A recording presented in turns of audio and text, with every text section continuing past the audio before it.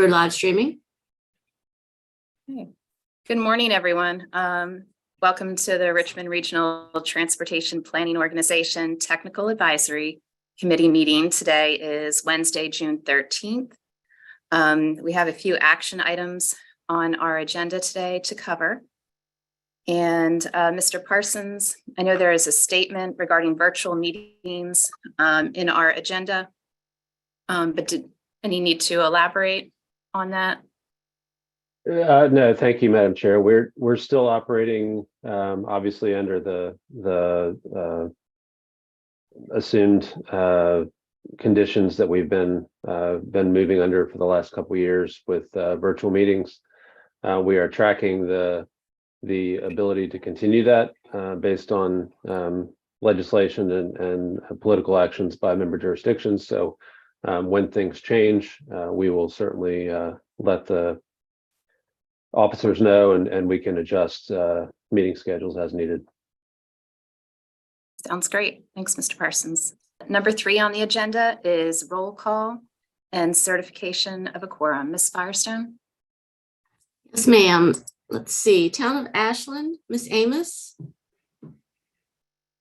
Charles City County, Mr. Mitchell. Here.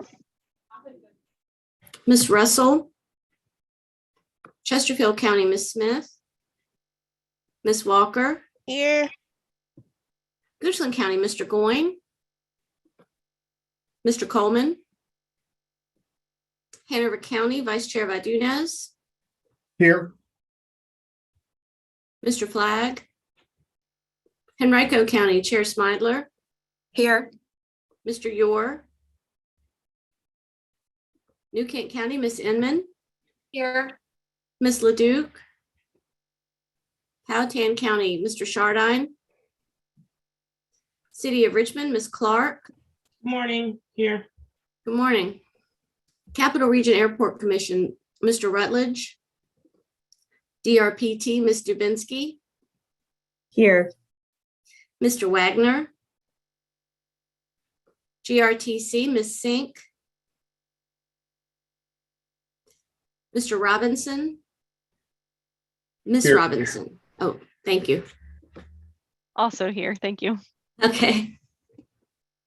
Plan RVA, Mr. Parsons. Here. Mr. Ariel. Ride Finders, Ms. Tisdale. Mr. O'Keefe. Here. RMTA, Ms. Simmons. VDOT, Ms. Rhodes. Here. And Ms. McAdory. Ms. Mueller. Yeah. Thank you. That concludes the roll call for attendance. We do have our quorum. Thank you. Number 4 on the agenda is consideration of amendments to the meeting agenda. Are there any amendments to the agenda? I have not heard of any. Yeah. All right, hearing none, we will move forward with the agenda that's posted on the webpage. Number 5 on the agenda is approval of the May 9th, 2023 TAC meeting minutes. Do I have a motion? Or is there a motion from someone? That was Gary Mitchell. Yes, ma'am. Is there a second? John O'Keefe, I'll second.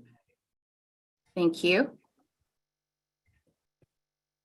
And is there any discussion? So we'll do a voice vote. All those in favor, say aye. Aye. Aye. Opposed or abstain? Okay, hearing none. Number 6 on the agenda is the open public comment period. I see a few newer names on the panelist list. Chet, have we received any comments? I don't see anything in the chat. No, we don't have anything. There are a number of people that are signed on as attendees. Just for those that are attendees, if you do have questions or comments using the Zoom format, there's a Q&A function at the bottom. You can submit questions there. Yeah, well, staff will be monitoring that, and we can bring those up as questions arise. Okay, great. Thank you. Number 7 is TAC Chairman's Report. I've enjoyed serving as TAC Chair this fiscal year. I appreciate everyone in this committee's support and the productive discussions we've had this fiscal year, and I really appreciate it. So thanks for your assistance. And moving on to the next agenda item, number 8. This is an action item, and Mr. Parsons will be presenting it. It's regarding a memorandum of understanding for the sub-allocation of Federal Transit Administration grants to the Richmond urbanized area. Mr. Parsons, could you give us some background on that? Yes, thank you very much. This is something, there's a memo on page 14 with a little bit of background.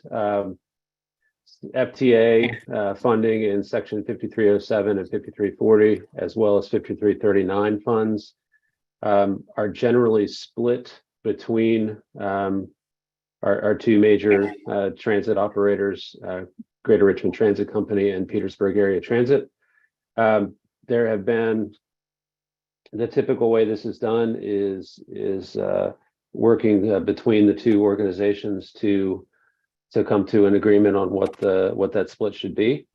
And that discussion has been ongoing for about 2 years to kind of understand that split and come to some type of agreement that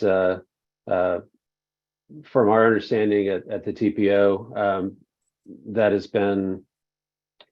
has not been fruitful, and both Richmond Regional TPO and Tri-Cities MPO were brought into the discussions a little while ago to try and help move that forward and understand the issues involved, what we could do to help move things along and get to a point where those funds, the split could be agreed upon and the funds could be accessed.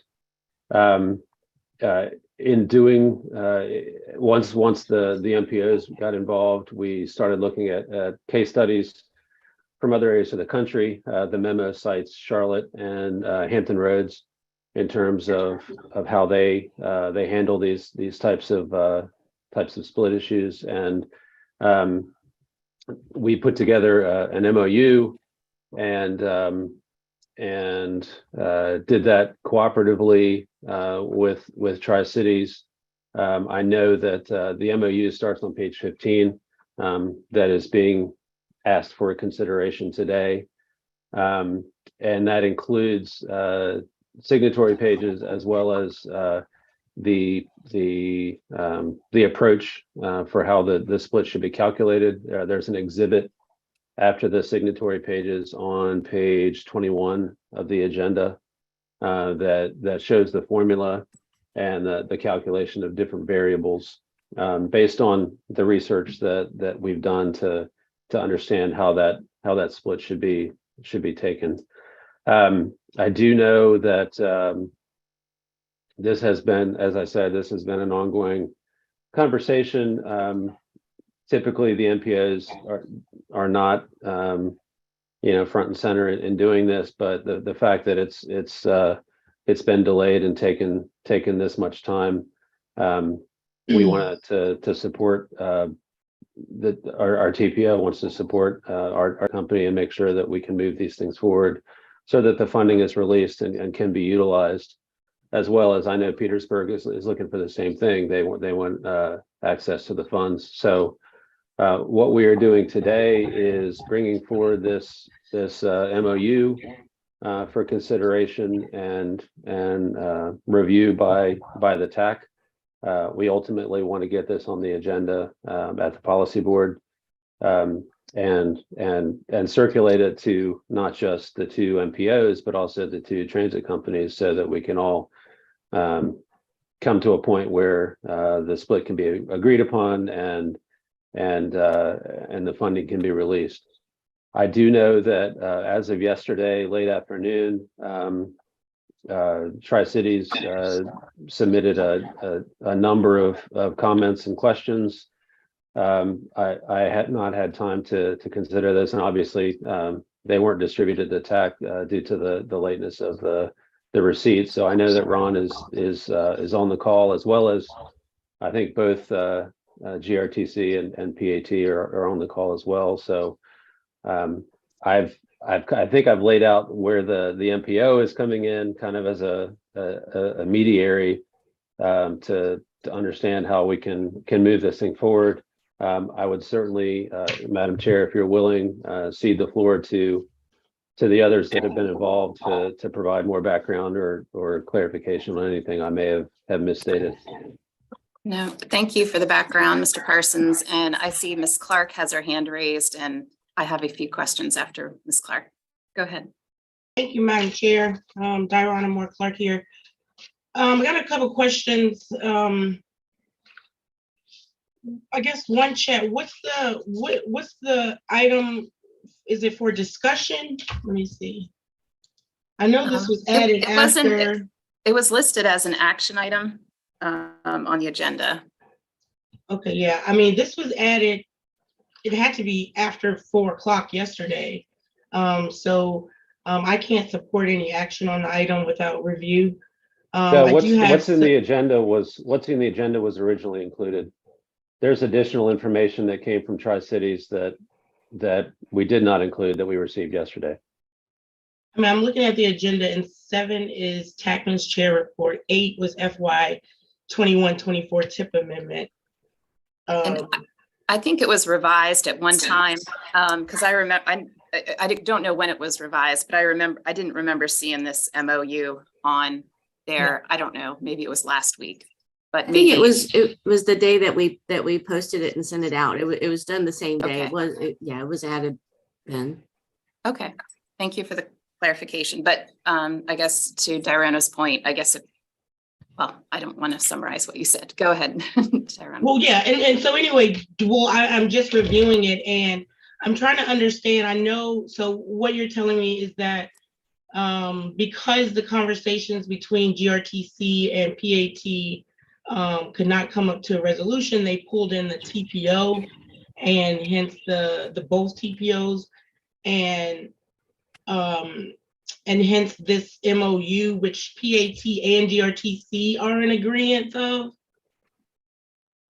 PAT, you're here. Do you agree with this MOU? I know you just said that some comments were just submitted yesterday.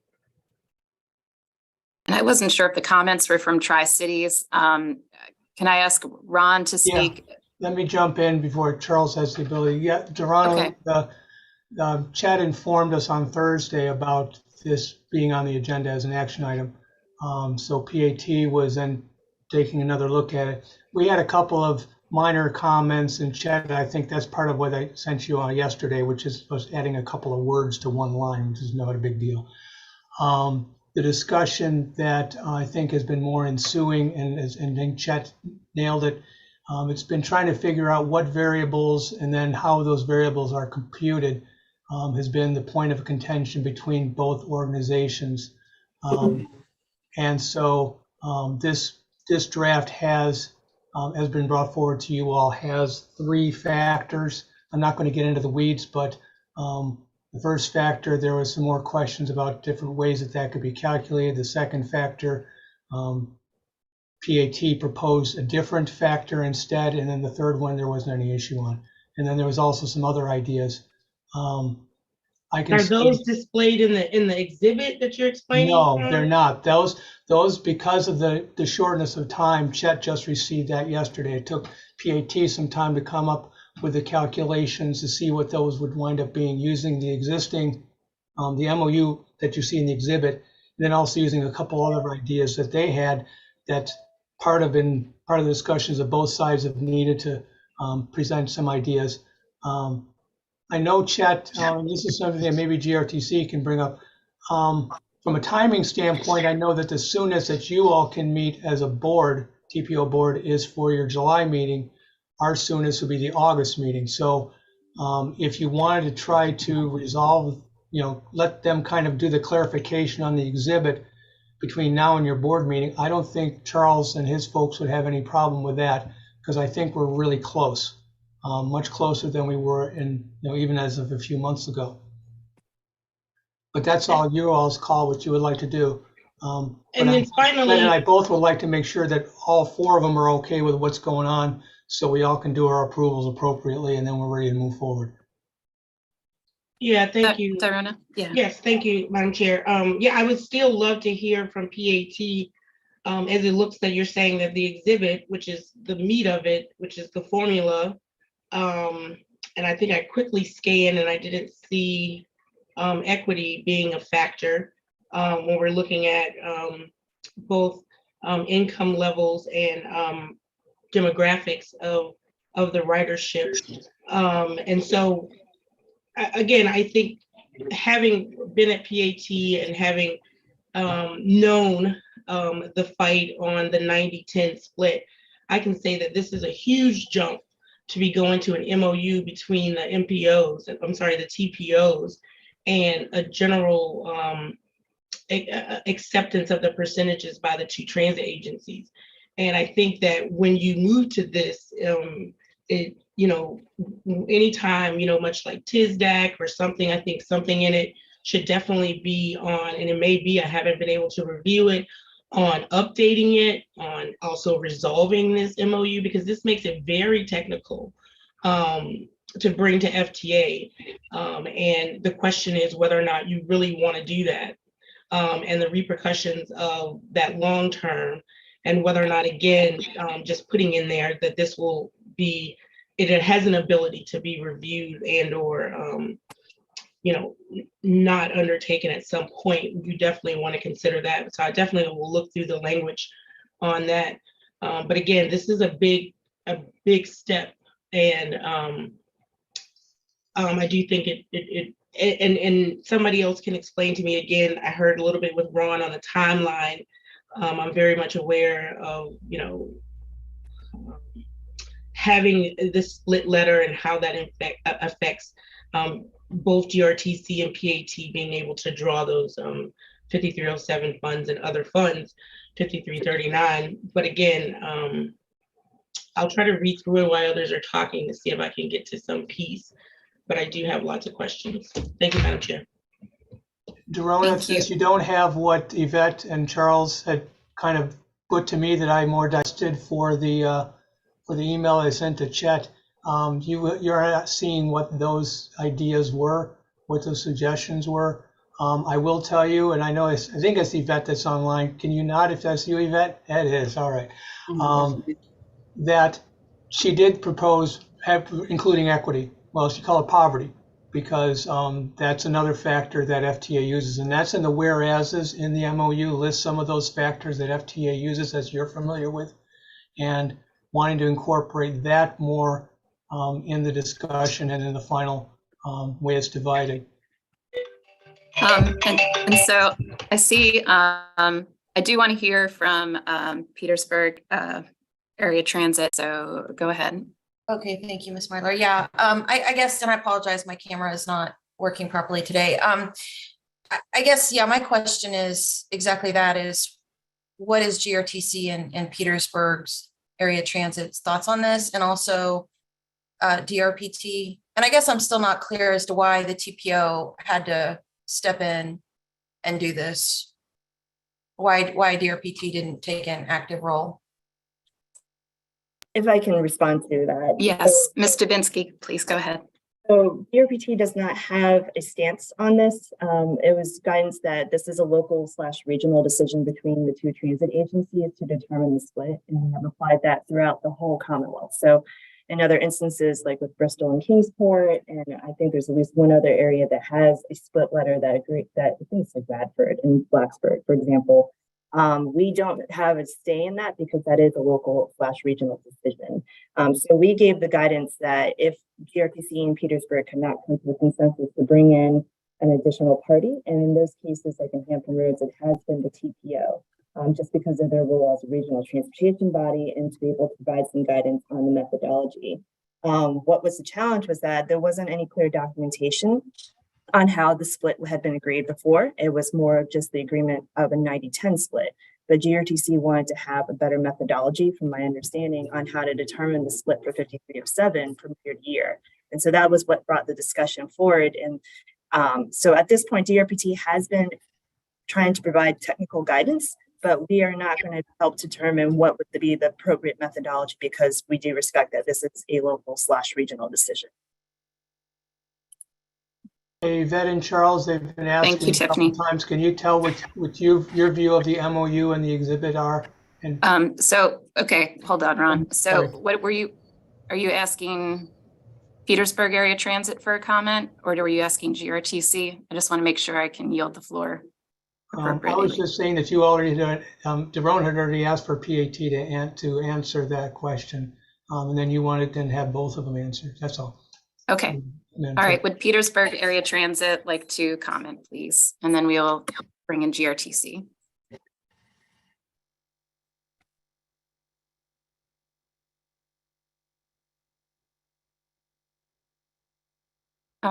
Who was able to talk from Petersburg Area Transit? Is that Charles Kuntz? Yes. Can you Okay. hear me? Yes, I can.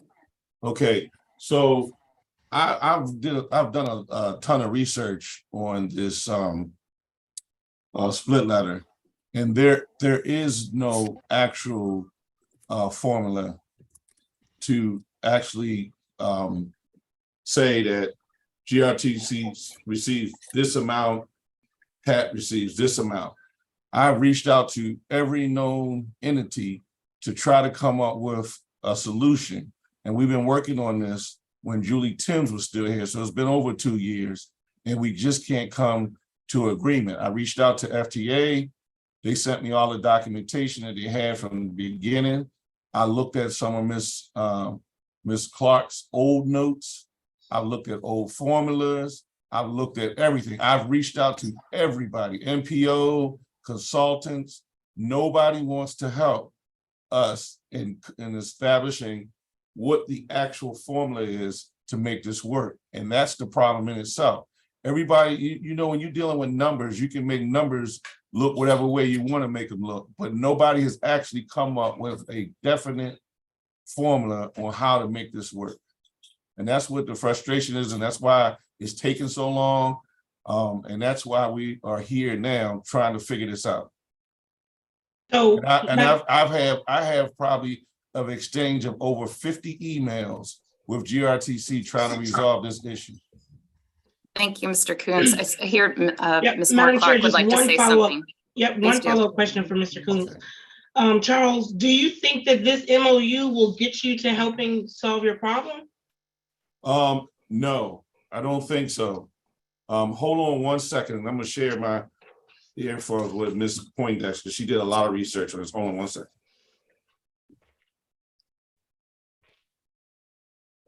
Go ahead. I'm reading. Can you hear me? You unmuted. Can you hear? You can't hear nothing? Hello, can you guys see me? This is Mrs. Poindexter. Yes, I can hear her. Oh, Ms. Poindexter. yeah, as you said, we worked on the figures and we was trying to do it by the formulas that were provided by FTA and then GRTC provided us with the spreadsheet. Transit, we end up getting like 6%, which is less than table 3A, which gives our operating revenue hours at 8.51%. So what I did is went in and applied the formulas that was in the MOU, which is just an exhibit, to the actual data that we had. And our thing was that ridership was more of a bias for us. And we weren't clear as to what population, when it said population, and the variables were population, ridership, and vehicle revenue miles. So the population, we can determine which percentages they would use, the overall population or the low, the person in poverty population. So we had some concerns. So what I did was go back and take the math and the data and provided 3 other options in terms of what the FTA variables were and how we can possibly do the split. In terms of, so Petersburg won't come in less than $1.4 million. Whereas opposed to GRTC, the formula in the MOU is only really providing us with 973,000 overall on the 17 million that was approved. So it's really a basis of what variables we're going to use overall and what percentage data we're going to use as far as the NTD data or the FTA table itself overall. So it's really determine the variables, or we just want to split it across the board. So those are consensus. And when we were meeting with the RTC, the thing were that 10% was really not an option. You normally got a 10% across 10% as long as I've been here since 2015. It was split 90-10, but that seemed to be a problem for this year, for the last 2 years rather. So. Thank you. Yeah, sorry to cut you off. Go ahead. No, that's quite it. Thank you for that background and information. Ms. Torres, would you like to or designate someone to talk on GRTC's perspective? Good morning. Yes, we have been working on this quite a bit. I didn't join to a little bit later than some others, but I mean, a big purpose of this was a lot, just like any other of the federal dollars or state dollars that we get, that we could have a repetitive formula that it's based on methodology and it's repeatable, whether we're all here or it's continued without us in the future. So really leaned on the TPO, knowing that they do quite a bit with that, with all of the formulas and funding out there. And Sulab did great. He looked at some peer agencies to review what are some of the best practices out there, and came up with some formulas and sent some examples to all of us. And just like I think they mentioned, we did also look at HRT. That's one of the ones we actually looked at with Petersburg, provided them that they actually had a third-party consultant created. So there are a lot of them out there. And we even ran some numbers, and no matter what, it was kind of a similar split that was broken down. And I mean, a big purpose of this was, let's get a third party that is regionally caring, that come up with a methodology that is just repeatable over the years, just leaning on some of the other best practices that were out there and leaving us out of it so that they come up, so that the TPO could come up with a formula rather than either of us actually coming up with it.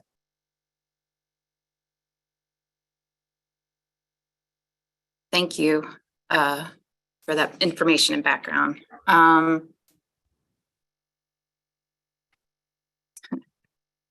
I'm not sure if anybody else is interested in making a motion or if we wanted to consider this as a discussion item for this month. Chet, what would this do to the schedule if we change this to a discussion item for this month and had it as an action item? I'm not sure if I'm comfortable bringing this before the TPO, even if we were to approve it. But what would be the schedule if we had this as a discussion item for June, an action item for July? And I guess just the board, sorry, I might be answering my own question. The board doesn't meet in August, or could you clarify? That's correct. Yeah, so we would be on September meeting agenda if there was action by the TAC in July. I agree with you though, Sharon. I mean, I don't think it doesn't sound like there's any consensus. I'm just I'm very cognizant of the time it's taken to get to this point, and staff at RRTPO was just trying to get something up for discussion so that we can move this forward, because we don't want to delay the release of funds any more than we have to. But I agree. I mean, there's got to be more discussion. I would love if there was consensus where it wouldn't have to have action by the TPO. Right. But that's I think staff is willing to support whatever we can all come to an agreement on in terms of moving this forward. I do know that Ron has it on his agendas, so we can mirror that as close as possible, or we can do something different. I think there's a lot of flexibility. Ms. Inman, I see your hand raised. Yeah, I guess, maybe it would be helpful if this item is just tabled until GRTC and PAT can come back with a recommendation. I think this is putting the TPO and everybody kind of in a rather precarious situation. And it's, I think it's well outside of any, of our purview to be opining on this split, when I think there's plenty of examples out there as to how this funding can be properly distributed between the two transit agencies. So I would suggest that, and if you would like for me to make a motion, I'd be happy to do it, to make a motion that this item be tabled until such time as GRTC and PAT can come back with their own agreeable recommendation on a funding split. I'll second that. Okay, so the motion from Ms. Inman, or can we do that, Chet, or do you have your hand? Can I make a comment? You could Oh. certainly do that, but I think if Ms. Inman's motion is carried out, then there's no need to bring it back to the TAC. Because if GRTC and PAT can come to an agreement, then a letter can be drafted and the MPOs don't have to be involved. Yeah, and I Okay, wanted to yeah. offer a friendly amendment. Sure. Okay, but yeah. Oh, goodness. I guess, Ms. Inman, you didn't, I guess, formally make a motion, and then Ms. Well, Torres I had. kind of, I put the motion forward Okay, kind of as a Okay. friendly sort of gesture, Okay. but if, I'm happy to have Ms. Clark make a friendly amendment to that. Yeah, I think the friendly amendment would be at least GRTC bringing what they think, a projected formula, whether that's what's in the MOU right now, but what they think that the split should be, and then have Petersburg maybe come up with the solution that they think it should be, and we look at those at a further discussion, so that potentially that the MOU could still be there, but at least having a good potential presentation from PAT on what they're thinking as far as like the NTD and some of those numbers and what population, as well as what GRTC is thinking.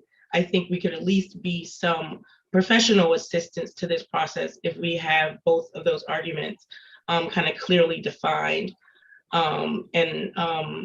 They're agreeing that this is what we think and this is what, and not just in the formula, we think we should keep the 10, but really something that works with a formula like process that is reasonable for us to assist in saying that it's a fair process for the two transit companies in this UZA. Okay, I guess, but it sounds like the TPO doesn't even need to be involved in this. This is a situation where the two transit agencies need to come into an agreement, and the TPO is serving as a mediator at this point. And I don't know that it helps anyone just for GRTC to come back with what they think, and then Petersburg is not in agreement. So we're just back to the same discussion. To me, this is an item that needs to be dealt with between GRTC and Petersburg Area Transit. And if they cannot come into an agreement, then they shouldn't be allocated any money, period. Which is what the rules are right now. Yeah, so right. So it's on them to get themselves to work this out. Again, this is there's plenty of examples within the Commonwealth of Virginia and in how federal funding is allocated to transit agencies across the country. This is not hard. So if they can't come up with this, then I would say that it's on them. And they're at this point taking everybody's time in this region. So I guess I know we had a motion on the table and maybe a second. Are we amending? What's the motion? And then I will call for any discussion. I can rescind my friendly amendment. Yeah, my motion is, okay, thank you, Ms. Clark. My motion is that this item is tabled and no further action should take place unless GRTC and the PAT want to come back with an agreeable recommendation for us to take action on. Until such time, this item is no longer needed. Can I give some background? I think we have, I guess, with the motion, I need a second or. We've already had a second to my motion. Gary, do you still agree with Ms. Inman's motion? You still have a second, and then I'm going to ask for discussion. Gary Mitchell, do you agree still with this as a second?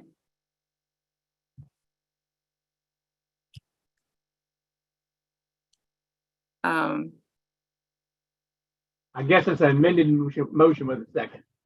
okay, all right. So any discussion, Ms. Torres, please proceed. Yes, I think what Dorona described is exactly what we're doing right now. Trying to put a professional, I guess, approach on this manner rather and kind of ignoring any sort of agreement that has not been able to come to fruition. And like similar also to what you're saying, Amy, like this is something that had this MOU itself is a practice that actually was adapted from another agency itself. So it's not something completely starting up as far as the MPO being involved and coming as kind of being the mediator or arbitrary, just to come up with a formula to approach. And as far as GRTC, we are supportive of the actual formula that has been presented. And if Petersburg does have comments, with the July meeting is coming up, so there still would be an opportunity for a July TAC meeting before the July meeting. Now that they've submitted some comments, it sounds like what they said in the beginning was that there are some, like Ron said, we're kind of almost there. So I haven't seen them. So looking at their comments, maybe Chet, we could look at what they said and review and bring that back. But an MOU, I mean, this is not, as Chet said, this is 2 years of conversation. And I would say, I know Dorona was there at one point in time, but it was always a conversation that was happening regardless. It wasn't something that, oh, this has just happened. It was going back and forth quite a bit and has been even more so now. So making it something that is a little bit more uniform, and as far as going back into all the variables that Dorona mentioned are in the formula. NTD is what is used. So they're self-reported by the agency, whether it's Petersburg or GRTC. The main one that was not that we each had inconsistencies on was population. So throwing in a common variable for population is basically what this is doing, but ridership is self-reported. And that is a lot of the breakdown that is very similar to other agencies. Amy, you are also correct that there are a lot of them out there. So as far as maybe we do bring back a couple of them, I don't necessarily think that any of them are more right than the other, but I mean, if there are certain variables that need to be tweaked, I think that is okay for the technical group to look at as far as recommending it forward. We would be at the same point next month, as well as a couple months down the line, knowing it's already been 2 years. So we really are appreciating you guys' technical assistance to move this forward. Okay, well, I guess then my motion still stands. I mean, it's tabling it until you all have a recommendation that's agreeable between GRTC and PAT. Then you can bring that back to the TAC and we can review it and give you comments if that's helpful. But otherwise, we're just spinning, and I didn't hear that PAT was in agreement. So why would we want to act on something that was not in agreement with Petersburg? That would be, to me, even more problematic for the regions for us to take action and on something that's not agreeable in Petersburg. So my motion stands. It has been seconded that this is tabled until GRTC and PAT can come to an agreement with a recommendation on this split that can then be brought back to the TPO. I have one more comment. Yes, Ms. Torres. Also want to note that the dollars that we are speaking of, that this has been in, I would say, I guess, back and forth for over 2 years. We're talking about $2020. So neither Petersburg nor GRTC has had access to those dollars. And we're looking at $17 million that neither of us have been able to access for operating as well as capital for that amount of time. And significant impact to both us and very much a significant impact to Petersburg.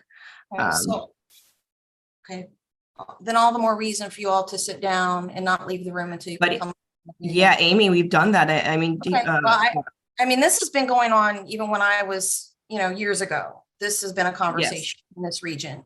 This isn't just since 2020. This has been going on now since 2008. So that's why this conversation needs to happen at an executive level. Maybe your boards need to get together and have a conversation, or somehow you need to mediate this outside of this format and come back. I don't know that anyone here is going to be able to help you, Adrienne. Really. Our boards are very involved. They're very briefed, and this was their supportive suggestion, all of our board, for this, as well as we did offer to bring in a third party, but the suggestion was to go ahead and lean on this. Was both, I mean, you got Petersburg can speak, but they've been leaning on Ron. We've been reading on our TPO, and our TPOs have been working together. So it's not a lack of trying. Charles Okay, mentioned 50 sure. emails. Oh, yeah, no, I'm not saying you haven't been trying. I'm just saying it doesn't sound like it's an agreeable solution. And why would the TPO need to take action on something that's not going to be agreeable? That's all. That's all I'm going to say from now on. My motion is there. Yeah, I would just say one more thing. I would suggest looking at, then again, I'm going to pick on Dorona and using her words, the professional approach, and looking at this completely neutral as far as just a methodology review, since that seems like it is the part of contention.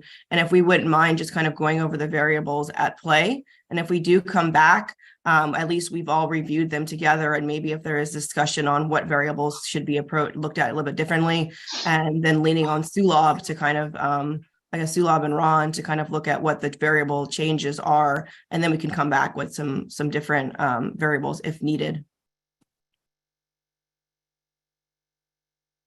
Is there, so I could assume that concludes the discussion, unless there's any more discussion? I know, so we have a Madam motion Chair. and a second. Yes, go ahead, Ms. Clark. Diana here.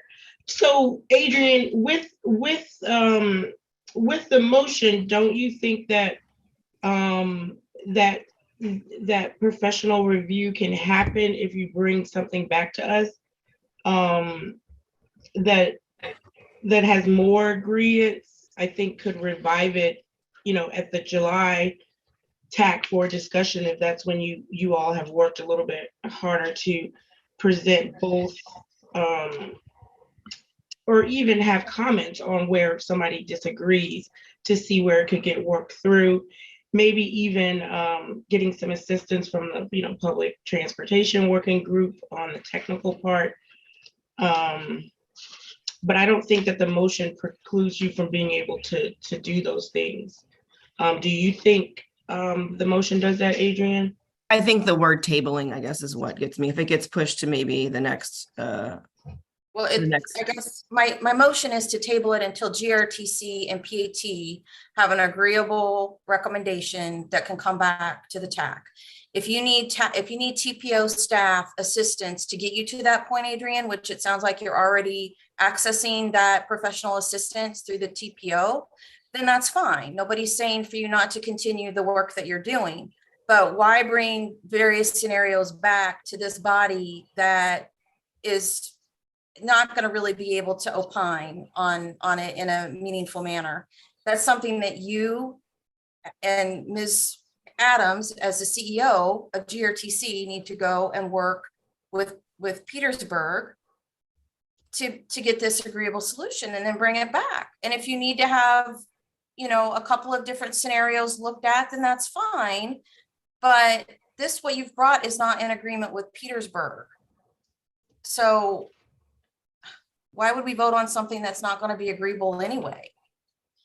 Because the same sort of exercise is also going to be played out in Petersburg, is my understanding, with their TPO and their approach. We're looking at it from a regional perspective of Richmond, as far as something that would support funds that now $17 million worth of funding that would go into our region, and coming up with a formula that would support that for the Richmond region. And that would be the recommendation that would come out of Richmond that we would support moving forward.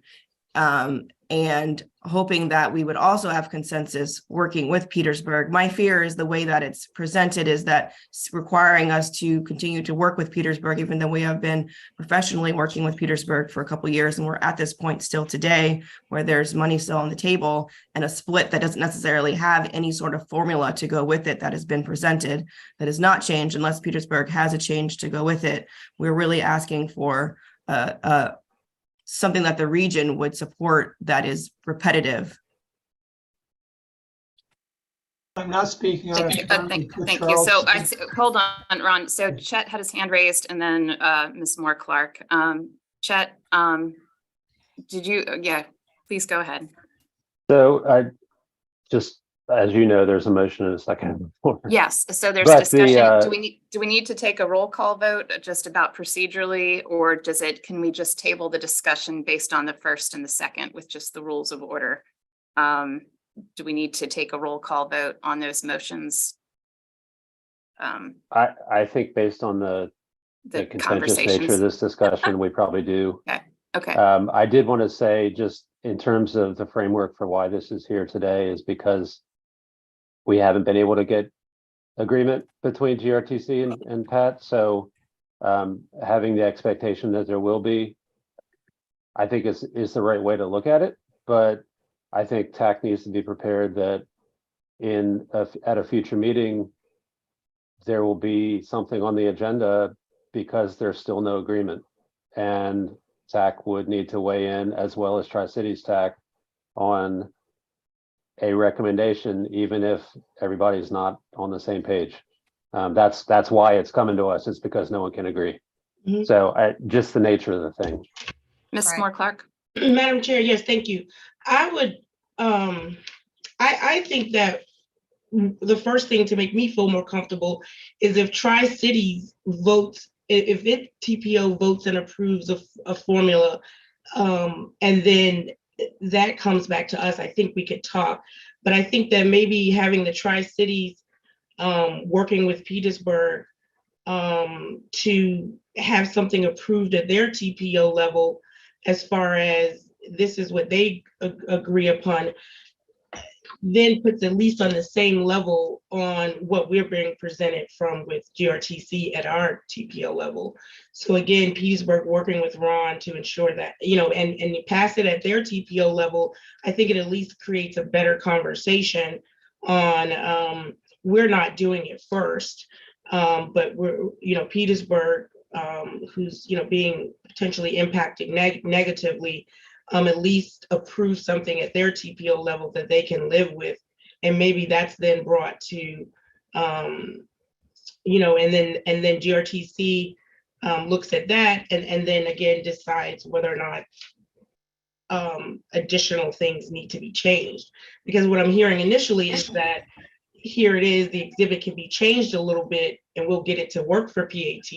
Then I think getting that approved at the TPO with, and if the TPO at the Tri-Cities decides that this split is the best for the region and the dollars that are coming there, then by that approved action from them will give us better insight at our level. I just don't want to force something. And yeah, definitely aware and of even, all of the growth that this region has done, and really perpetuating that dollar amount to go up higher. So I completely understand all sides of it, and we do want it a fair process. But maybe PAT and the TPO can get a fair process to prove that at their TPO level that maybe GRTC can accept and we could accept at this level. Is that a friendly amendment, Darona, that this item is, I'll say tabled, we can use another word that makes Ms. Torres feel better, but is well, tabled until GRTC or until PAT's Petersburg area TPO has approved a resolution for a split that can then be brought back to the Richmond TPO. I agree with you because it does seem like, why would Richmond take action on something that Petersburg isn't comfortable with? It seems like it just makes the tension even more difficult. So I guess we can make that friendly amendment. Okay. Mr. Mitchell, do you want to check? I guess we need a second on that amendment. Yes, I'll second it again. Thank you, Mr. Mitchell. Ron, I know that for discussion, so we still have a motion with an amendment and a second. Ron, any discussion? And then I think I may. Yeah, just what I was going to add is kind of what turned into the amendment. There is information that Chet has now that I'm trying to double check with Charles to see whether he wants me to forward that information to Adrian or have Charles just directly send that to her so that they can see that there is some movement by PAT that can hopefully be resolved soon. Thank you. Ms. Moore Clark, any other discussion? Otherwise, I'll ask Ms. Firestone to do a roll call vote. Ms. Firestone, could you please do a roll call vote? Yes, ma'am. Miss Amos. No. 1 second. Mr. Mitchell. Mr. Mitchell. Aye. Thank you. Ms. Walker. Aye. Mr. Goins. Aye. Mr. Vadunez. Aye. Ms. Smidler. Aye. Ms. Inman. Aye. Ms. Clark. Aye. Ms. Dubinsky. Abstain. 1 second. Ms. Robinson.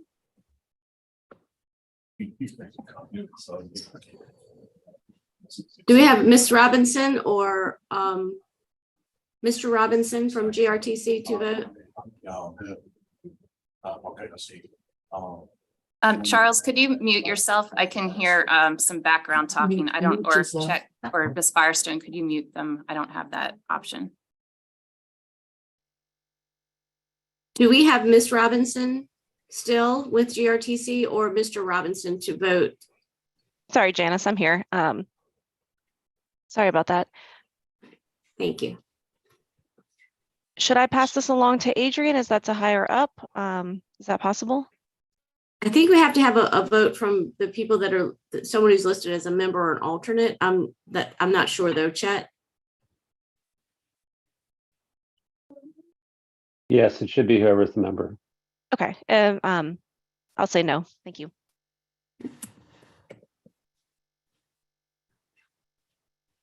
Mr. Parsons. Abstain. Okay. Mr. O'Keefe. I'll abstain. Okay.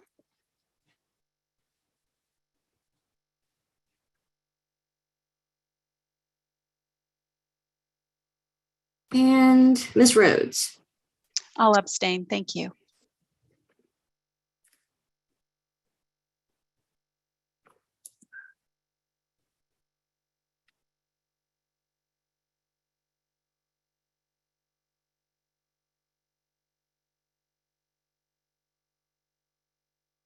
We have 7 votes in favor, 2 in opposition, 1, 2, 3, 4 abstentions.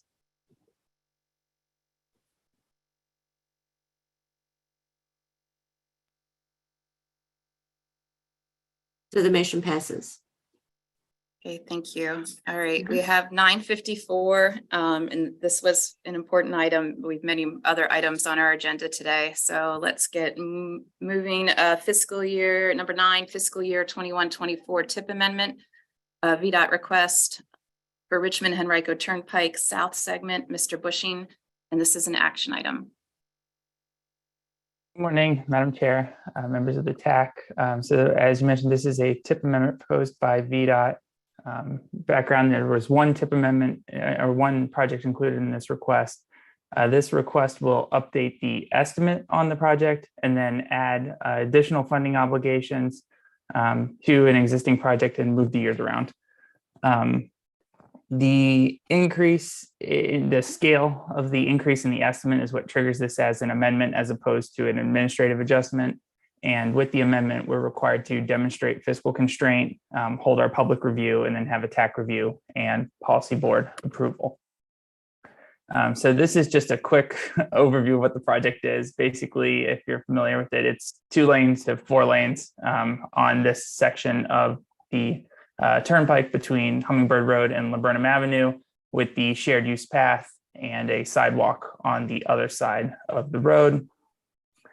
This is the overview of the revised estimate and the obligations. So the large increase in the cost estimate, $11 million increase year over year, and that's almost exclusively related to the construction phase of the project. So that's largely an effect of the inflation that we've seen. That update came last year during the revised 6-year program. We saw that increase.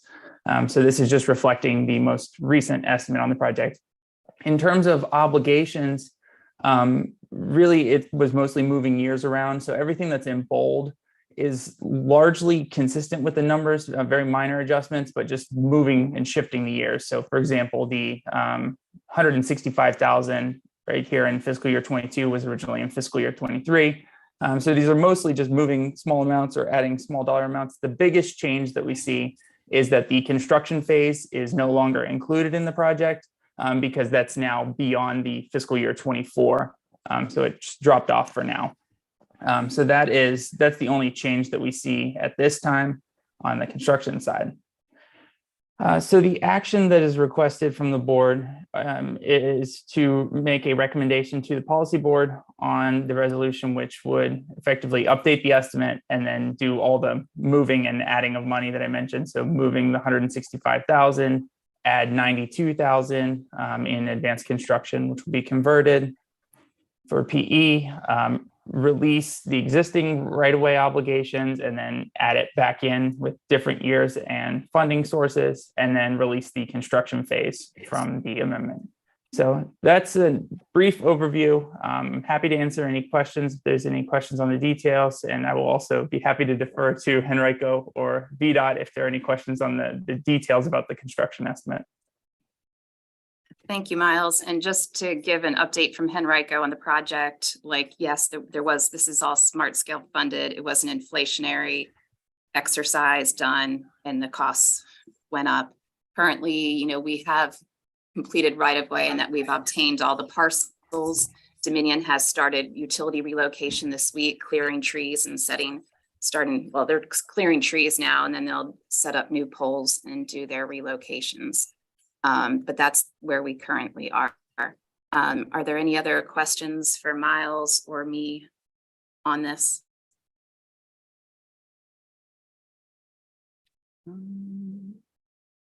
See something in the chat.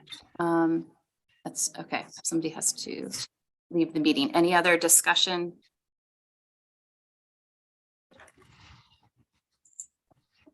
All right, hearing none. Do I have a motion?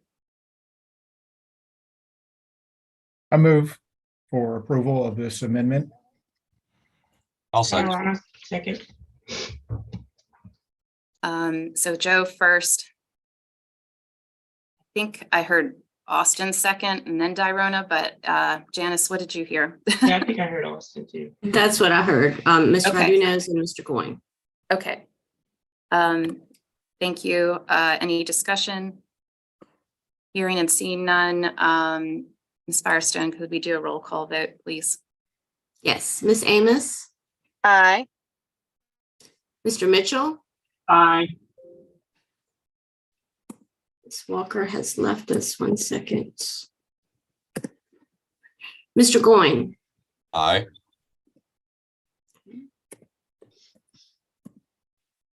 Mr. Vadunez? Aye. Chair Smidler? Aye. Ms. Inman? Aye. Ms. Clark? Aye. Mr. Binsky? Aye. Ms. Robinson?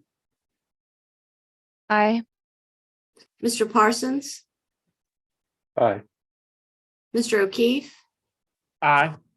And Ms. Rhodes? Aye. Thank you. That motion carries.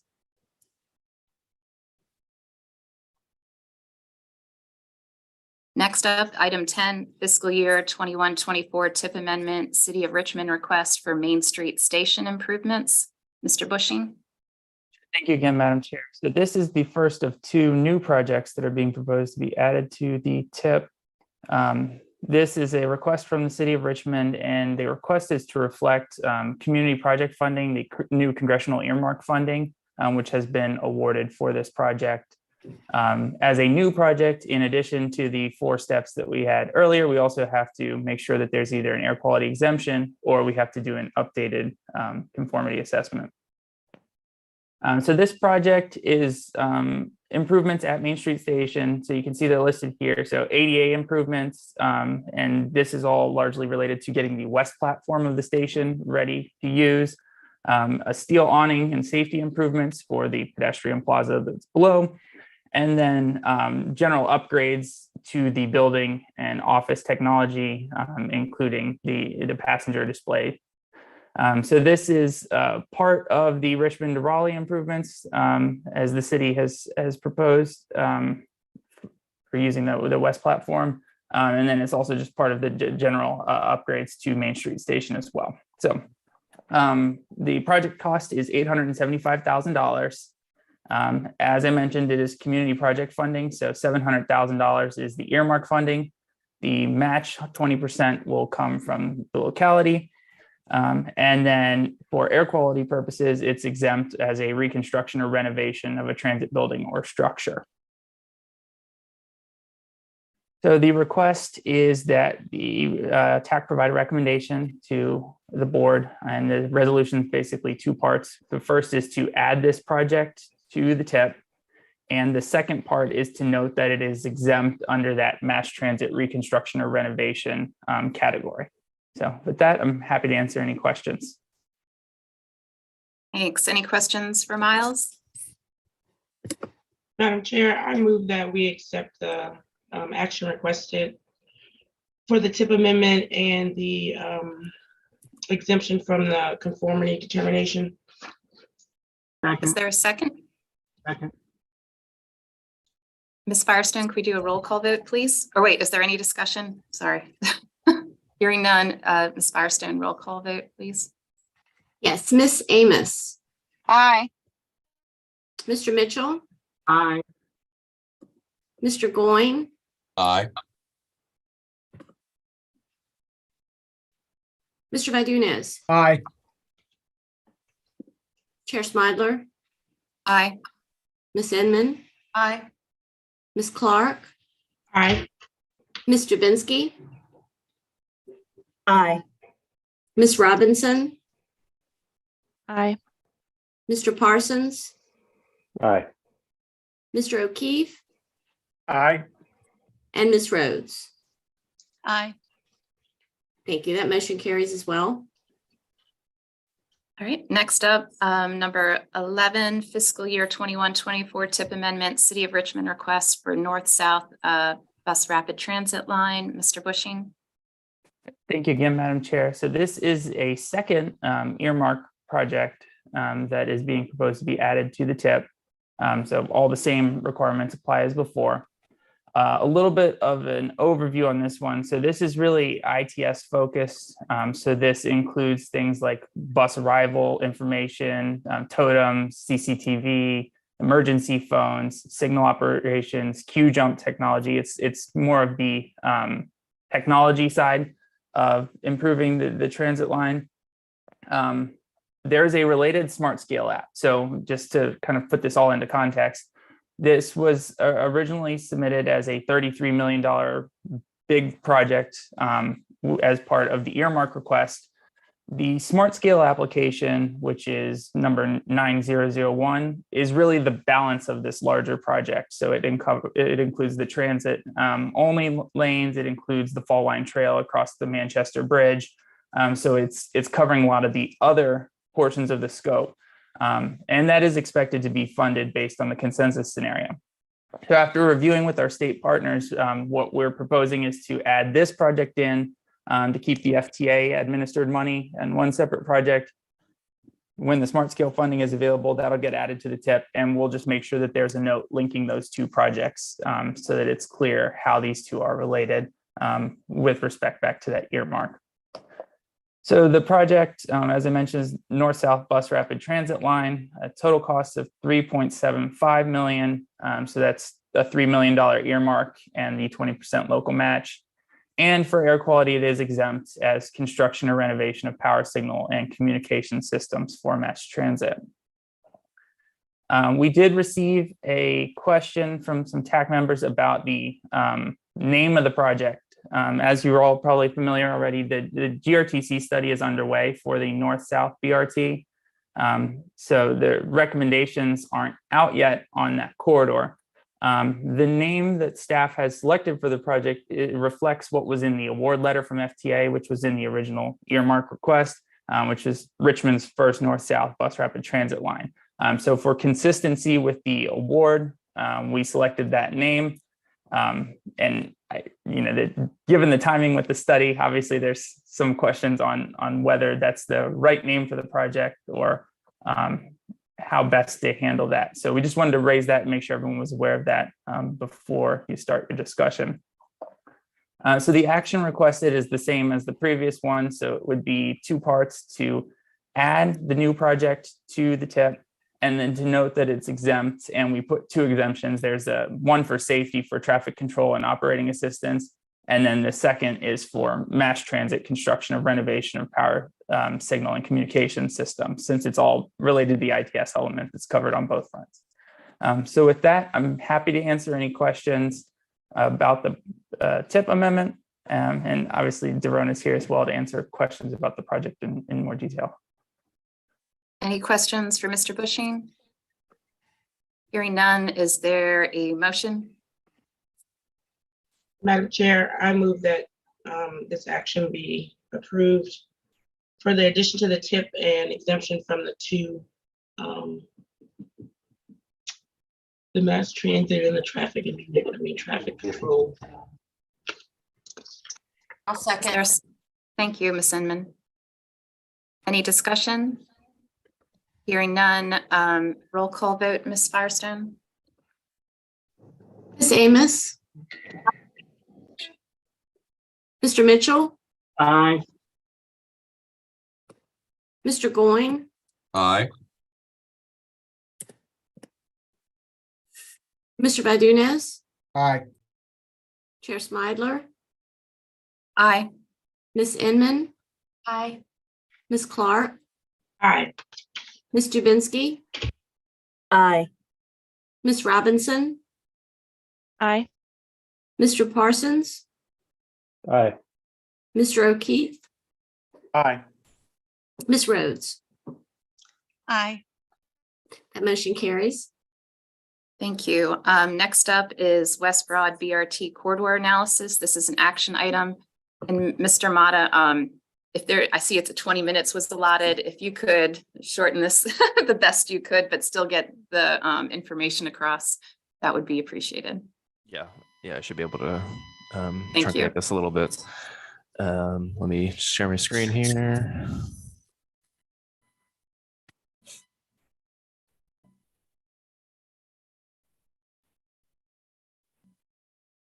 All right. Great. Thank you, Madam Chair, members of TAC. I'm just going to give you a brief presentation about the West Broad BRT corridor analysis that was recently wrapped up.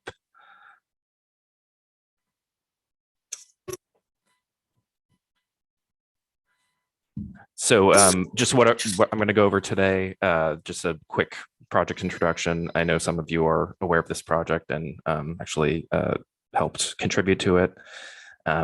Give a very brief overview of the public survey results and what the public told us about this project. A little bit of the analysis details, and then go over the recommendations and next steps. And if we have any time for questions, I can happily take them. So this project was based on exploring a possible western extension of the current pulse line beyond its terminus at Willow Lawn. The initial analysis just wrapped up, as I mentioned, in spring of 2023, just last month. There was, obviously, we started with outreach as the first component of the project, looked at transit propensity or transit friendliness, computed a roadway analysis and a economic impact analysis. And then we presented recommendations, including segment options that are in the final report. So the study area that we were looking at is on your screen here. It is West Broad Street from Willow Lawn to just east of 288 West Broad Street Marketplace. We focused on looking at West Broad Street, the corridor itself, but we also included a half-mile buffer to just include the surrounding area. So the corridor itself is 10.4 miles in length. The corridor is entirely in Henrico County, but including the buffer, it extends a little bit into the city of Richmond and Goochland County. Obviously, this is a heavily trafficked area, a lot of activity, a lot of community assets on this corridor, a lot of grocery stores, schools, educational facilities, centers of employment, shopping centers, recreational facilities, and such. We started this analysis with a public survey in November and December of last year. We received almost 1,400 responses. And our goal in this survey was to understand the priorities, travel behavior, and barriers of travel that the public is experiencing in this area. We received over 31,000 data points, including over 1,000 open-ended comments, which helped us a little bit more with the context of what people are experiencing in this area, and a very detailed report of the survey, and all of the responses are available on the project website at westbroadbrt.com. So just a few points from the public survey. We asked, of course, what people's priorities were out of public transit service, corridor safety, pedestrian accessibility, bicycle accessibility, reducing traffic congestion, maintaining property access, and parking near transit. And as you can see, public transit service far and away is the highest ranked, followed by pedestrian accessibility, and then closely behind that, reducing traffic congestion. We also asked what form of transportation respondents currently use. As you can see, over 3/4 of individuals stated that they use a personal vehicle for their travel, followed by walking, and then close behind walking, public transit. Then we asked what form of transportation they would use if it was more available. And with this, we saw kind of a flip where public transit service or public transit shot up to 72%, personal vehicle fell about 50 points, and walking and cycling increased a bit. And I also wanted to note that there was a significant decrease in the ride share option, taxi, Uber, and Lyft, and that might indicate kind of an over-reliance on ride share service in this area due to a lack of frequent and reliable transit. And lastly, for the survey, we asked if reliable or lack of a reliable transportation has ever prevented them from finding or keeping a job. 22% of individuals said yes. And if a lack of reliable transportation prevents them from working now, a bit less, 6.2% said yes. But that 6.2% equates to 86 individuals who are prevented from working due to lack of reliable transportation. And this kind of feeds into one of the main purposes of public transit, which is to provide greater access to opportunity and participation in society for all people. And this quote just kind of sums that up, that our transportation status quo has worsened social mobility, and a long commute is one of the biggest barriers to escaping poverty. A quick look at the analysis details. Looking at transit propensity, we examined these factors to determine transit friendliness of this area. The current transit routes, of course, equity factors, low vehicle ownership, high transit use, walkability, activity centers, parking lots, and the pipeline development in this area. Using some of these factors, we came up with this BRT benefit area map. This was just a quick binary or a simple binary scoring method where we use this weighted scoring shown on the left between equity emphasis areas, low vehicle ownership, high transit use, activity centers, worker population, and transit supportive employment. If one of these census tracts included one of these factors. It was given that score and weighted appropriately. And with this method, we found that the east side of the corridor is much more currently shows higher benefit of BRT expansion. So kind of up to Parham Road there. And there's still a little bit more in the west around the short pump area, but not quite as much as the east. And these are just the highest scoring and lowest scoring areas. As part of the roadway analysis, we of course looked at crash data. Unfortunately, there were over 5,000 crashes on this corridor, including the study area buffer.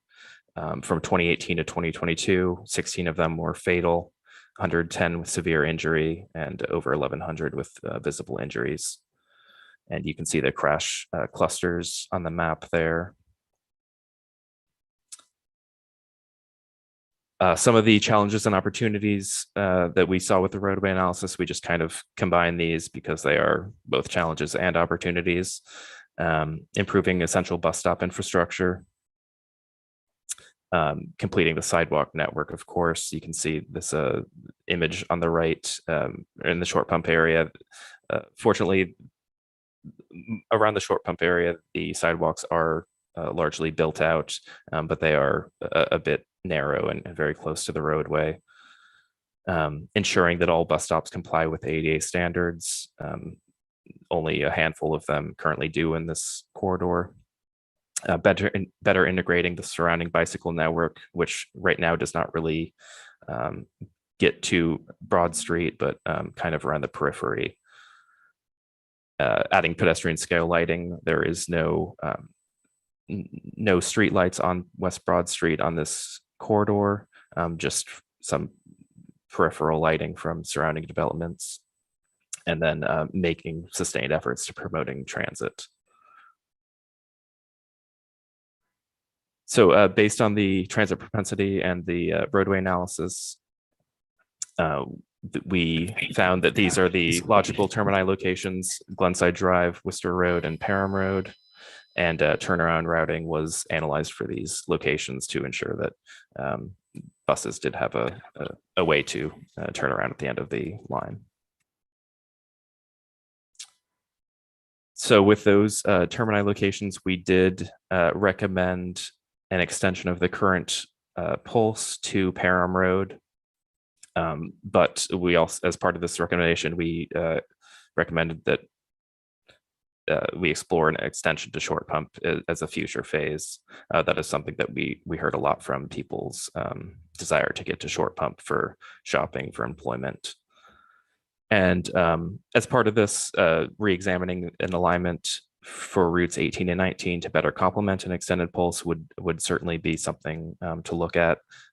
These are routes that come close to or touch the current pulse route, but would be wise to look at realignment.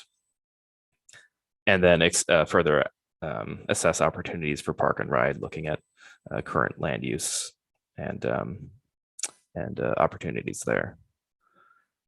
And just a quick note on the park and ride: as part of this analysis, we did do a quick parking lot, a surface parking lot analysis, and found that parking lots make up 17% of this corridor. The corridor itself with the buffer is about it's 11.28 square miles, and then parking lots cover almost 2 square miles of that. So there are a lot of parking lots in this area. Some of them are used more heavily than others, but this is, we think, an opportunity for park and ride and future infill development, especially if there's can be coordination between the county and private developers as these areas experience more development. And also, just assuming the extension to Parham Road in this recommendation, we do note recommendation in the report of stations at or near intersections of Horsepen Road, Glenside Drive, or Emerywood Parkway, Worcester Road, and Parham Road or Carousel Lane. So four new stations. And very, very briefly, this economic impact analysis is a big chunk of the report. It's very detailed, but just a quick summary of these findings. We did find that job growth along the Pulse corridor shifted towards higher skilled and higher wage jobs, particularly in real estate, rental and leasing, finance and insurance, but also in accommodation and food sectors. Commercial land use and property values increased significantly along the Pulse corridor, especially compared to other areas in the Richmond region. And implementation of BRT service can lead to increased building and rehab activities in the surrounding areas due to increased economic activity, population density, accessibility, and growth potential. So next step for this, of course, you can review the final report on westbroadbrt.com. As part of these next steps, we're of course presenting this to TAC today, but also the TPO policy board, and then the GRTC board of directors in August. And you can, if you'd like, you can sign up for email updates on westbroadbrt.com. But of course, please view the final report and other resources like the survey analysis and results. But today, the action requested is to have a motion to recommend approval of this plan. All right, thank you, Mr. Mata. I see Joe has a question. Go ahead. More of a comment. So I think one of the big issues that I see is parking and lack thereof. Willow Lawn is a great example of that. Mm-hmm. I mean, extension of the BRT may actually help that situation because it removes the endpoint, which is the point that I think people from the far western end of the region would be going to if they were getting there by vehicle. That's kind of the logical place to pick up service. But I really think that the plan needs to put more emphasis, at least based upon your presentation, more emphasis on how parking is going to be addressed, rather than just, kind of the hopeful that we can work with private sector and come up with solutions. I think it really needs to be more formalized as part of the plan, just like station locations and other aspects that are critical to the success of the BRT. Thank you. Yeah, that's a very good point. The analysis does go a bit into that, but that's certainly an area that needs to be examined more. Yeah, and I just will comment that Henrico and GRTC have been partnering and, trying to, the prices in Willow Lawn just keep going up and negotiating, but we are still actively trying to pursue parking at the end of the Pulse line. But yeah, extending it to further to Parham gives us some more options. This is Amy. I'd like to move for approval, but with that, I'd also like to commend the TPO staff, Dan, and your diligence. This was a really great study, I think, at advancing this important corridor forward. I will note that the parking at Willow Lawn and having a park and ride has been a topic of conversation since we began the Broad Street BRT in 2008. So the parking is not going to get any better, but the better access that we have to frequent and reliable public transportation will only help to offset the need for the parking.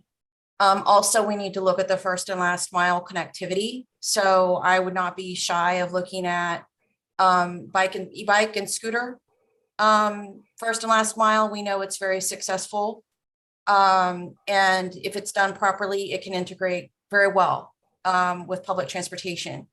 but also having the supporting fixed routes leading into the pulse and having those connections be reliable and frequent and on time, having timed transfers, not something where people have to go and wait for an hour, will be very important going forward. So that needs to be looked at as both this study and the North-South study advances.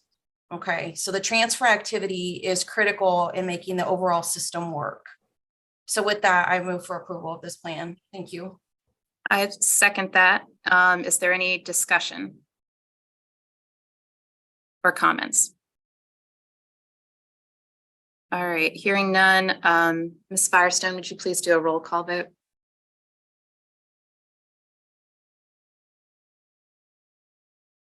I think you're muted.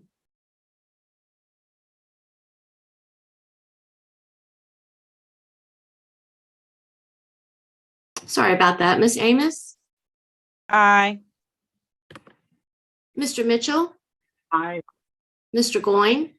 Aye. Mr. Vadunez? Aye. Chair Smidler? Aye. Miss Aye. Inman? Aye. Miss Clark? Aye. Ms. Dubinsky? Miss Robinson? I'm sorry, Ms. Dubinsky, do we? Yes, sorry, aye. Thank you. Miss Robinson? Aye. Mr. Parsons? Aye. Mr. O'Keefe? Aye. And Miss Rhodes? Aye. Thank you. That motion carries. Thank you. Next up is a discussion item for Smart Scale debrief with Ms. Rhodes. And then we have one other action item after that for election of fiscal year 24 TAC officers. Ms. Rhodes, I know we had 30 minutes on there. Is any way you could condense it a little bit or? I, in fact, plan to make mine an hour, Sharon. Good one. No, I'll do my best to condense this Okay. as quickly as possible. It's only Thank about 10 you. or 12 slides. If you all could write down your questions and hold them till the end, that'll probably get us through this a bit quicker. Perfect. Thank you. So the purpose of today's information item is to just give you all a feel for where we're going with round 6 of Smart Scale. We are going through some changes at an upper level, and so I just wanted to talk you all through and make you aware of this. I plan to come back to the TPO several times to keep you guys apprised of potential changes as we gear up for round 6. So next slide, please. So you all may recall that in the February timeframe, I think it extended into April, OIPE, who runs the Smart Scale program, sent out a Smart Scale Round 5 sort of follow-up survey requesting feedback on the process. Unfortunately, statewide, there were only 73 respondents, and the majority of those respondents, about 50% were applicants. And so just wanted to show you the respondents who participated in the survey. We did do a deeper dive into follow-up from the respondents on what the major issues were with the round 5. The issue that kept coming up was the level of effort in completing an application. The ability of financial and staff resources to do that was challenging for many of the applicants that participated in the survey. Lack of political support for projects moving forward, that was a challenge. V-Trans need clarity was a significant challenge. We had several applications where applicants basically put in as many V-Trans needs as possible to ensure that they in fact qualified or screened in. And then last but most certainly not least, debates about cost estimate development and which cost estimate should move forward in the process. So next slide. This is just, I have a few slides about the RRTPO history, and this is just basically doing a sum of all of the jurisdictions within the TPO boundaries. So this is all of you and how Smart Scale has looked for all of you combined within the boundaries. And so on your left, you see the application count. These are the numbers of scored applications per each round in blue, and then the number of funded applications per each round in orange.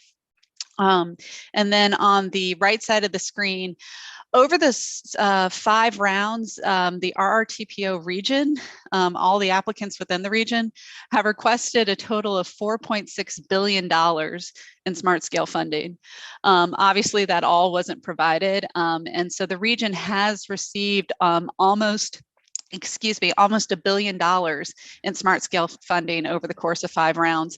I put the asterisks there because it does include the recent funding awarded as part of the I-64 gap. I did not split out the funding between the portion, the HRTPO portion. So it does include the entire 161 million of smart scale funding.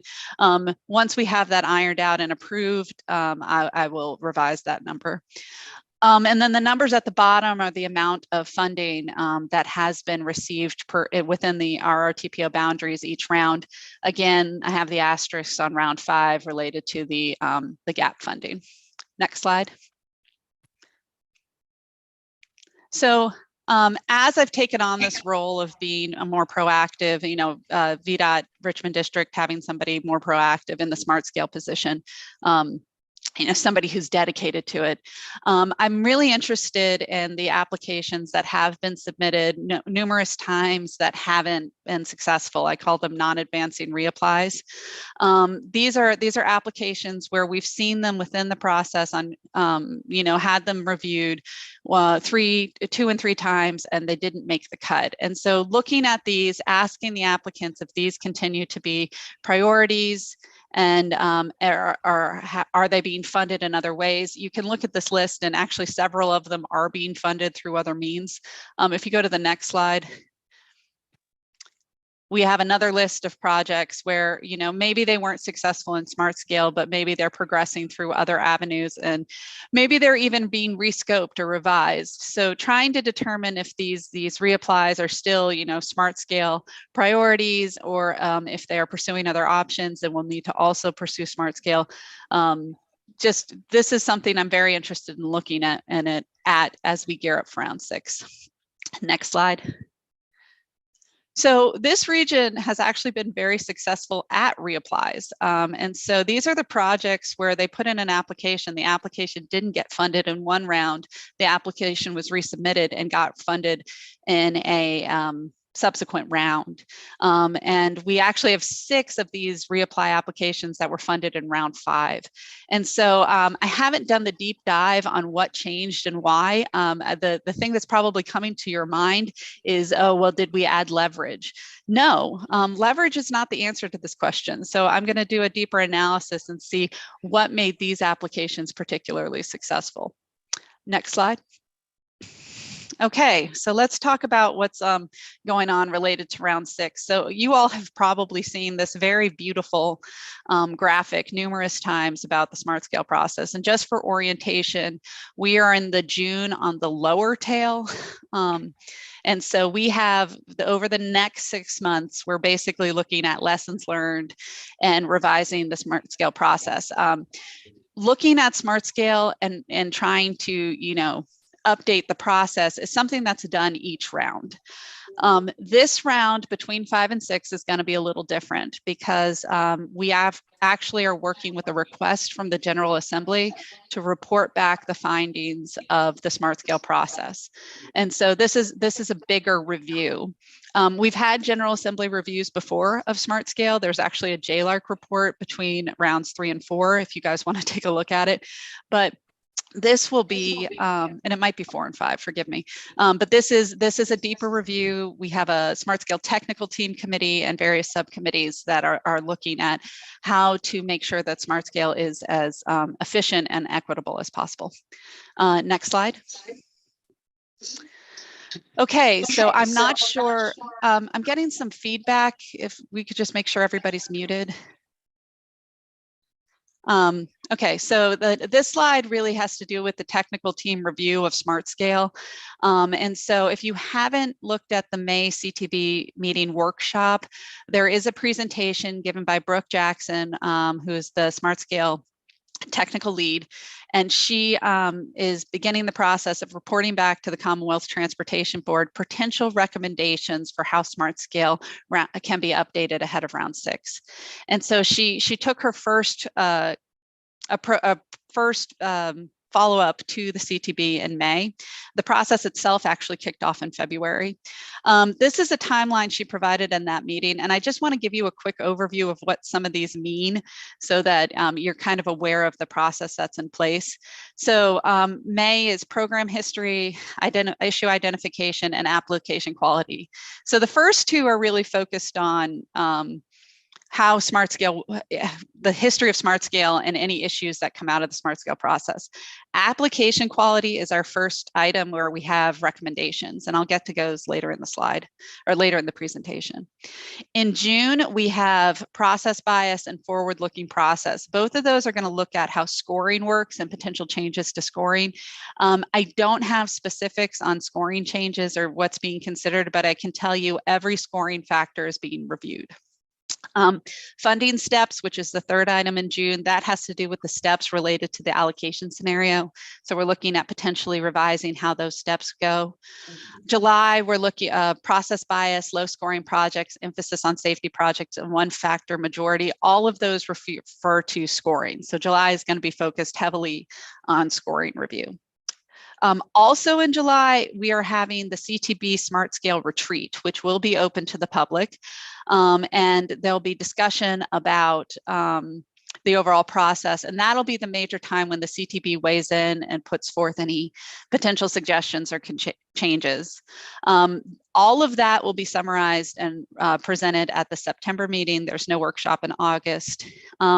September will also look at one last sort of application side of the house issue, which is any disconnects between the need and the benefit. So for example, you have a project that screens in as a safety need, but all of its benefits are economic development. Does that issue need to be addressed is basically the question there. And then the last two items in September, flexibility and project change and project performance, those are for post-selection review. So anything that's made it into the funding scenario, so that's not shaping the application process. Okay, next slide.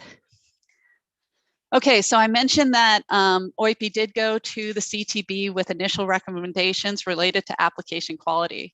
And there's 4 recommendations coming out. There's been no action on these. There are still plenty of time for discussion and feedback on these items.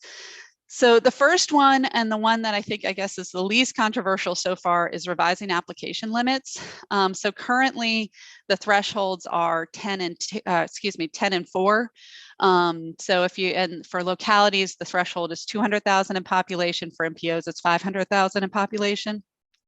Looking at reducing those, the floor, the absolute minimum of what the reduction would be that's being presented, and this was presented to the CTB as a recommendation, is 2 and 5. The CTB has requested the possibility of reviewing additional stratification within application limits. So instead of being 2 tiers, there might be 3. So that's all being reviewed, but it's likely we're going to see a reduction in the total applications available to each applicant. Streamlining project readiness.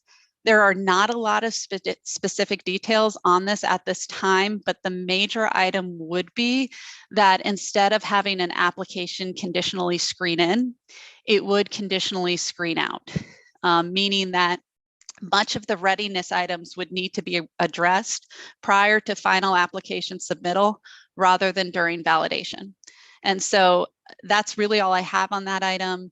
Any questions I can certainly take back to OIP, but that one is still being reviewed and mulled over and doesn't have a lot of detail at this time. Revise estimate approach. This at the CTB workshop in May resulted in a tremendous amount of discussion between the commissioner and the Secretary of Transportation. So I'd highly recommend you all take a look at that video because it is very interesting. But basically it's a consideration of could a locality use their estimate within the process if they commit to any cost increases on a project. That is very controversial. it does provide an advantage to certain localities. So all of that was discussed. And so I would very much encourage you all to watch that discussion because it was incredibly interesting. And then last but not least, this was hardly touched on at the CTP meeting, but there is the potential that project selection would be connected to locality performance. The metrics that would be used to determine locality performance, any of those, none of that was presented to the CTB at the May meeting. It was just suggested as a possibility that would augment the overall process. So next slide, please. So I'm trying to take a more proactive role in helping you all be prepared for round 6. One of the things I'll be looking at and over the next 6 months for both applicants in the TPO area and then of course in Tri-Cities is leveraging opportunities, what funding might be available to leverage projects or what funding is on projects that's currently being leveraged and to talk about those strategies. If much of the technical review will be completed by October. I mentioned that the technical review was requested by the General Assembly. And so that is actually the deadline the General Assembly has set. So we'll know quite a bit about how Smart Scale Round 6 is going to look in the October timeframe. To coincide with that, I'd like to also be aware of what reapplies each of you might be considering. So what applications maybe didn't advance through the process that might continue to move forward. Okay, in the January-February timeframe, we have app identification. So the CTB will act on the smart scale policy and VTrans needs in the December timeframe. That's consistent with previous schedules, but we should know much more about Smart Scale and VTrans before that December timeframe. So looking at January and February to do new app identification, but again, that should start much earlier, especially if you're not sure about the readiness of an application.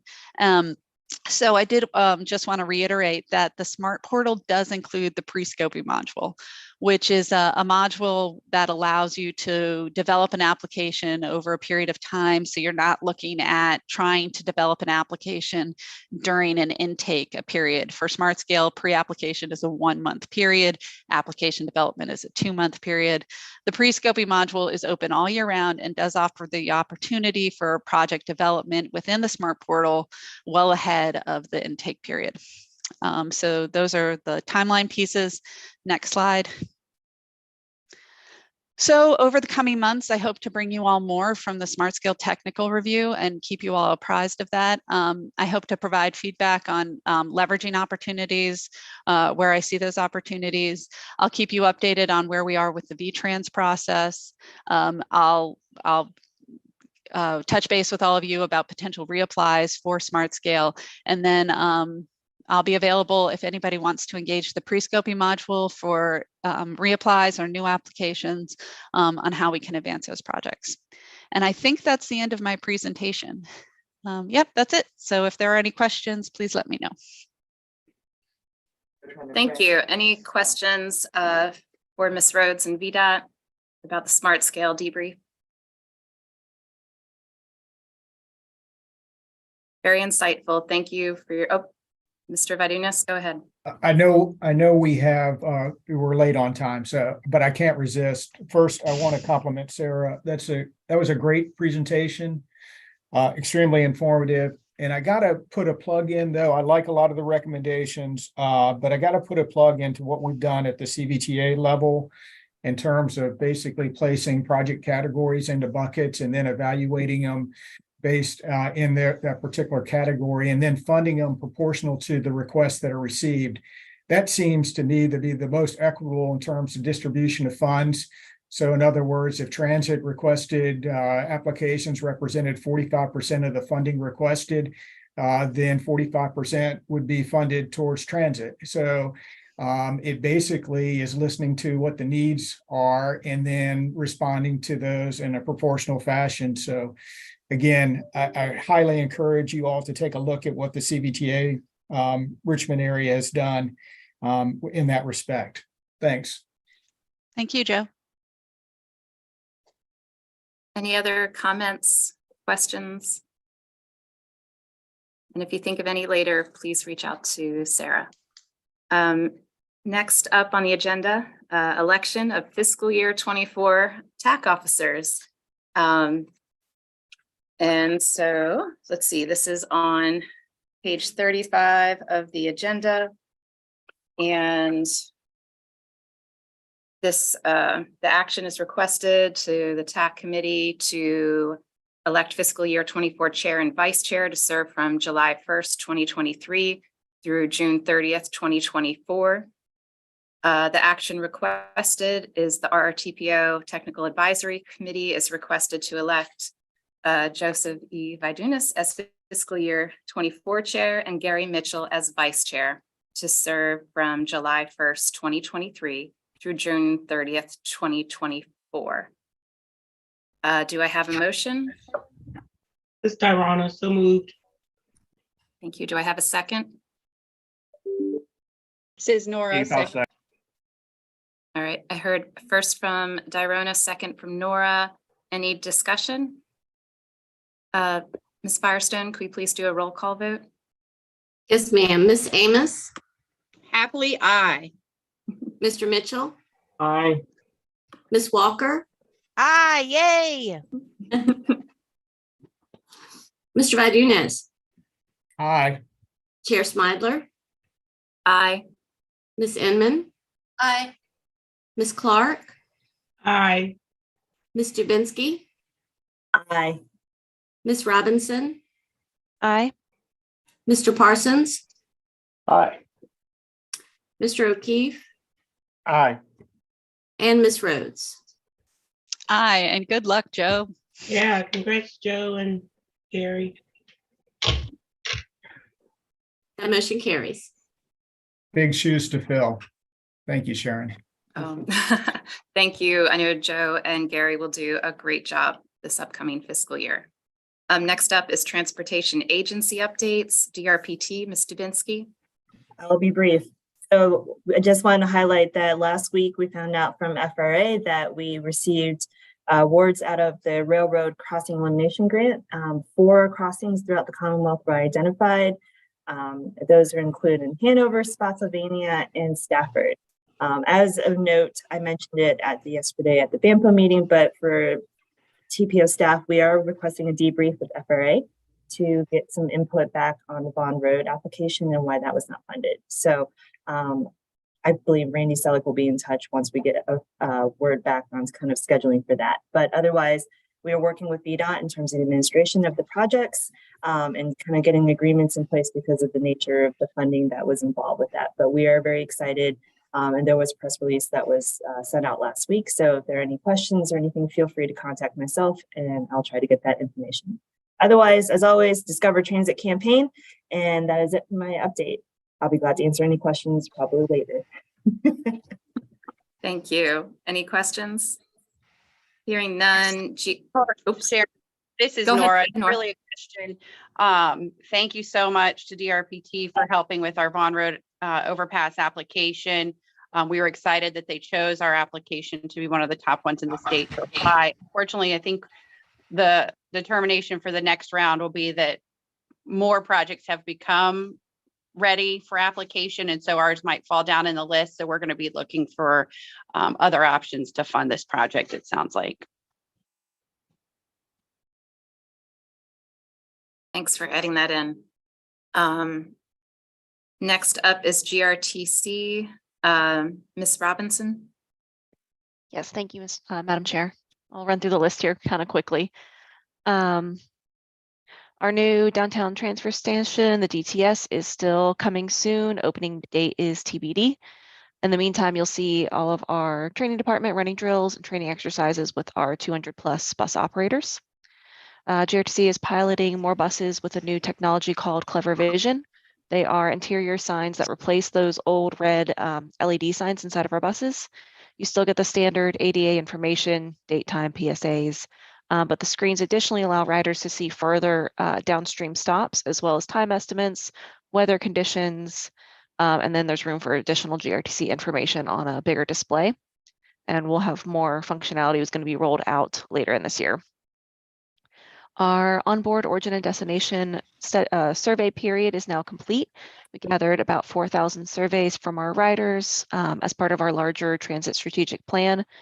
At the end of this month, we're also going to be engaging riders about long-term planning and our system looking ahead that 10 years. So we know that there's a lot of survey requests and feedback, so we just appreciate everyone's engagement and participation over the last few months. There's more to come. And yeah, that about wraps us up. Our next board meeting is Tuesday, June 20th at 8 a.m. at GRTC admin.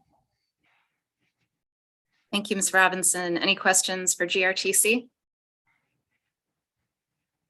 Hearing none, ride finders, Mr. O'Keefe.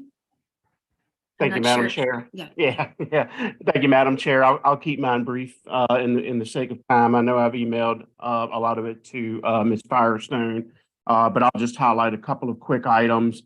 We did attend transportation fair events at the Pentagon up in Washington, D.C., as we do have several van pools that go to the D.C. area, and especially the Pentagon area from the Metro Richmond area, as well as one at the Virginia Retirement Systems. Last month, I did a presentation, the Virginia Transit Association, on 5307 and 5339 van pool funding and how that could be used for transit projects as a roundtable discussion. Ride Finders has met with DRPT to discuss the process and timeline for securing federal authorization for approved CMAQ projects. We've also met with the consult team for Square ITP to begin gathering documentation for the Ride Finders Commuter Assistance 5-year strategic plan. And we've begun preparatory stages for the fiscal year 23 annual audit that's being conducted by Brown Edwards, the certified public accountants. And I'd be remiss if I did not say, the last thing I'll say is that Ride Finders was an award winner for 2 submissions that we had, our Ride Finders Cultivating a Culture of Storytelling. We were a winner at the 2023 Virginia Public Relations Award for the public service category. And we also received it for Communitas as an award winner in the Excellence, Social Responsibility, Ethical and Environmental Responsibility, and Green Initiatives categories. And with that, Madam Chair, that is the end of my report. Thank you, Mr. O'Keefe. Any questions for Ride Finders? Hearing none. Next is VDOT for updates, Ms. Rhodes. We'll send the written update to everybody, so I won't rehash it all. It's pretty familiar to you all at this point.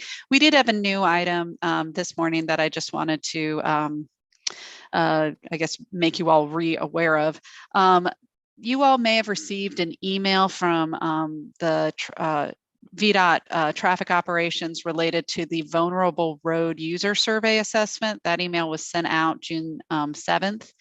And it's a survey that's part of how HSIP will function. It's meant to identify corridors, and they're looking for MPO and locality feedback on ahead of funding allocation discussions. And so if you all could complete that survey, Nicole is currently putting together an email, and we'll resend it out and get it all at the top of your inbox later today. But I just wanted to make you all aware of that survey. The deadline is next Tuesday, the 20th. So that's all from me. Thank you. Yes, thanks. Thanks for resending or sending that email. Any questions for VDOT? All right, future meeting topics are listed on page 36.